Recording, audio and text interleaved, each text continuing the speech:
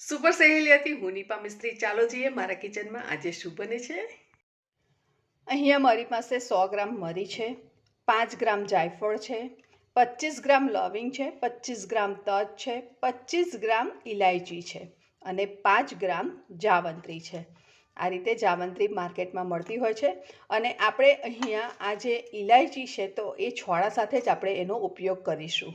છોડાને આપણે ફેંકી નથી દેવાના, કેમ કે ચાનો મસાલો આપણે આ બનાવવા જઈ રહ્યા છે તો તેમાં ચા આપણે જ્યારે બનાવીશું તો ચાને ગાળીને જ ઉપયોગ કરતા હોય છે. તો આપણે એને વાટી લઈશું છોડા સાથે જ. તો સૌથી પહેલાં આ તજના ટુકડા થોડા મોટા છે તો તેને થોડા ખલદસ્તામાં અધકચરા વાટી લેવાના છે. આ રીતે નાના નાના ટુકડામાં થોડુંક વાટી લેવાનું છે. અને જો તમારી પાસે તજનો પાવડર હોય તો તમે તજના પાવડરનો પણ ઉપયોગ કરી શકો છો, પણ મારી પાસે આખા તજ છે તો હું એને આ રીતે થોડા ટુકડા કરી રહી છું. વિડીયો છેલ્લે સુધી જોજો, કેમ કે એક સિક્રેટ મસાલો પણ આપણે એની અંદર ઉમેરવાના છે. ખૂબ ઇન્ટરેસ્ટિંગ મસાલો બનવા જઈ રહ્યો છે. તજ બાદ આપણે આ જાયફળના ટુકડાને પણ થોડા વાટી લેવાના છે આ રીતે અધકચરું. આ પ્રોસેસ કરવો ખૂબ જરૂરી છે, જેથી કરીને મિક્સીની અંદર જાયફળ સારી રીતે વટાઈ શકે. આખા નાખશો તો મિક્સીની બ્લેડ તૂટવાની પણ શક્યતા બની જશે.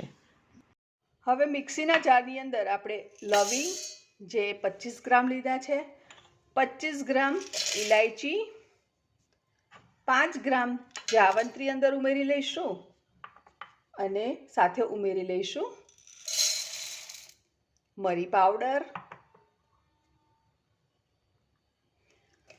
વાટીને રાખેલા તજનો પાવડર પણ આપણે ઉમેરી લઈશું. તજના ટુકડાને પણ આપણે અંદર ઉમેરી લેવાના છે.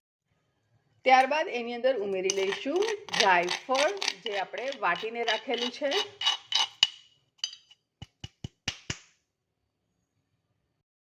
બધી વસ્તુને આપણે મિક્સીની અંદર વાટી અને એનો સરસ પાવડર બનાવીને તૈયાર કરી દેવાનો છે. તો સરસ રીતે આપણો આ પાવડર બનીને તૈયાર થઈ ગયો છે અને એની ખુશ્બુ તો હજુ બહુ ફાઇન આવી રહી છે.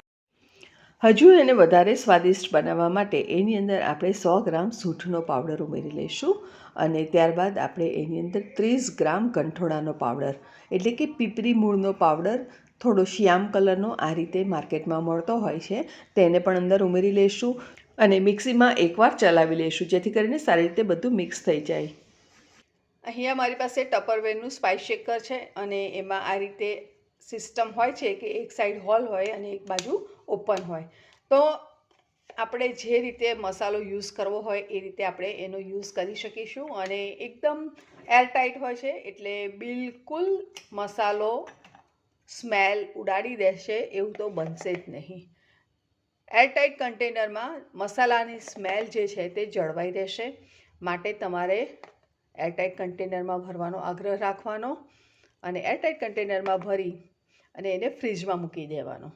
જરૂર પડે એટલો મસાલો આપણે થોડો થોડો બહાર કાઢતું જવાનું અને એનો યુઝ કરતું જવાનું, જેથી કરીને છેલ્લી ચા બનાવશો આ મસાલાની તો પણ તમને એવો ને એવો જ ટેસ્ટ મળશે. તો હું આ રીતે ભરી લઉં છું અને એન્જોય કરીશું આપણે ચા. બાકીનો મસાલો હું બીજા એક એરટાઇટ કન્ટેનરમાં ભરી રહી છું, જેથી કરીને મને જ્યારે જરૂર પડશે ત્યારે હું એમાંથી લઈને એનો યુઝ કરી શકું છું.